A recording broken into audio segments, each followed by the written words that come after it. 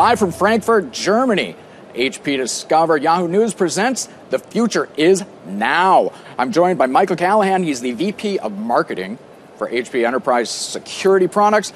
And George Patsis, he's with Obrela, a customer of HP, doing security. Let's start with you.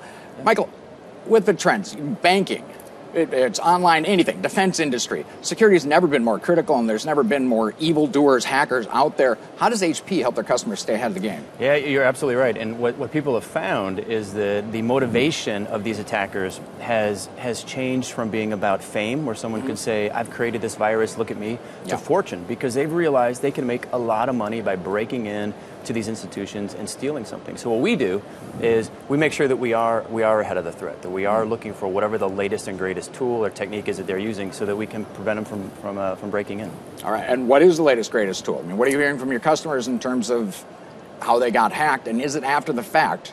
Do you have to figure out later how they got in, or are you able to stay in front of this?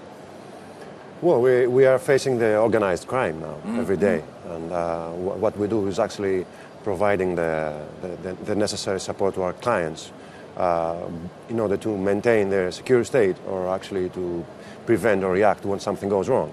And that all happens on a real-time basis using primarily the HP technology. And the key is real-time basis, right? Because is it just an assumption that people are going to get in somehow, and the way to minimize the damage is to know about it right away? Is that the idea, or you're trying to build a moat that no one ever gets in on that side?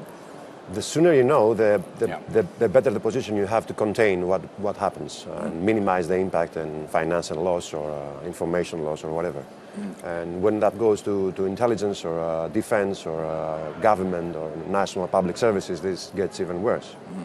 Yeah, I think there's a little bit of a combination of the moat and being proactive, in that you still want to have that protection that protects some of your most critical assets, but you also need this real-time updating. And so that's something that we really focus on in HP, is making sure that the technologies and the intelligence in those technologies is updated real-time. So when a threat is discovered in, say, Eastern Europe or somewhere in North America, that intelligence is put into the products practically real-time, so that you're always current and always protected. Now, you mentioned locating the geography of the threat. China. You got to bring up China. Is that just impenetrable? Is it behind a great wall, if you will, of security? Yeah. And is that a particularly difficult region to defend against from the attack side? No, I think the techniques that are used are similar to other techniques around the world. It just so happens that I think people are interested in it because it has a little bit of a James Bond feel to it, that you've got this country attacking that country. But the techniques, which is what we're really interested in at HP, and protecting against those techniques, are very similar to any other type of organized crime or other organized attack that you might have. So it's very similar, so regardless of the origin, we're able to protect our customers. Now, HP's part of both the solution and the problem, because you're making a ton of devices out there, each of which is effectively a portal on the security side of things. Is this an ongoing problem for you guys, and how do the two of you work together? I guess I'll start with you, to make sure that every device that you guys make isn't yet another portal that's a security threat for you? Well, I would actually position your question, and I would say that information security now is a big data problem.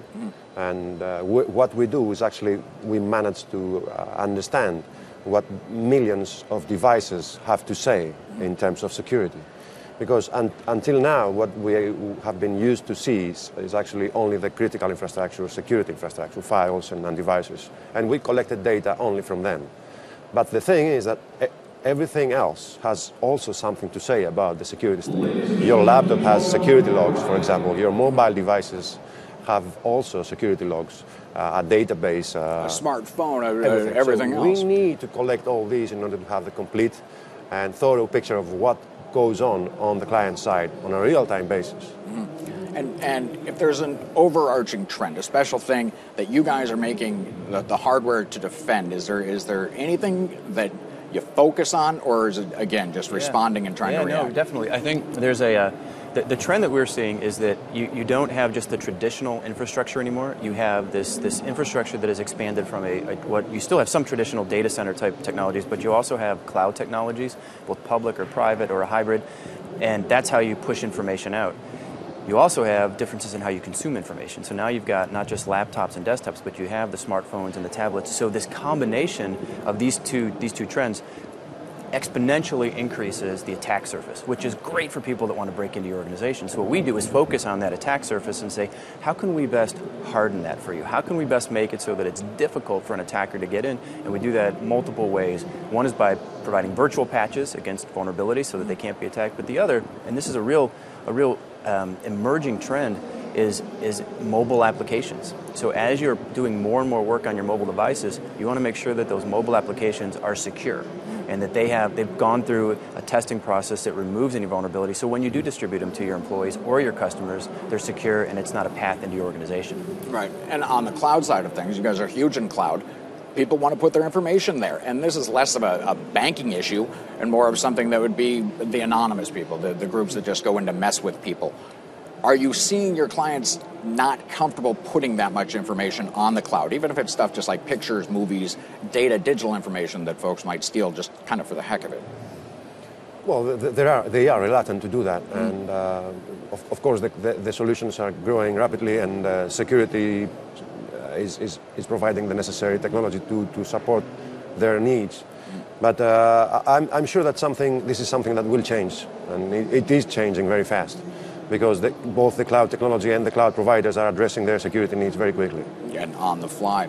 All right. Well, George, Michael, thanks so much for joining us. Folks, we're at Frankfurt, Germany, HP Discover. Why don't you come back? I promise things will be secure if you click on here for more stories as the day progresses.